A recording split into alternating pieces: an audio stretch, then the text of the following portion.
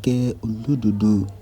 Láti lè mọ̀ nípa bí ẹ ó ṣe wo sinimá yìí, ẹ tẹ subscribe button tó wà lábẹ́ fídíò yìí nítorí bó bá ṣe ń jáde náà la máa mú wá fún yín. On 28 oṣù kẹta ọdún tí a wà nínú rẹ̀ yìí, òun náà ni sinimá yìí yóò jáde. Àwọn òṣèré tó kópa nínú eléyìí ni Iyabo Ojo fúnra rẹ̀, Wunmi, Toriola, Abeni Agbon, Femi Adebayo, Muyiwa, Ademola àti bẹ́ẹ̀ bẹ́ẹ̀ lọ. Eléyìí jáde láti ọwọ́ Iyabo Ojo. Ó dá lórí ọmọbìnrin jagunjagun kan tí ó padà pàdé ìfẹ́ ní ọ̀nà tí kò lérò. Bí ìgbà téèyàn bá dé bùtì lẹ́yìn ọ̀pọ̀lọpọ̀ àbílù nínú agbára. Ìfẹ́ sọ ma sin rè.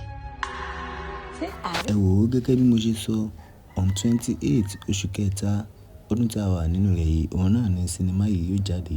Bó bá ṣe ń jáde náà la máa mú wá fún yín.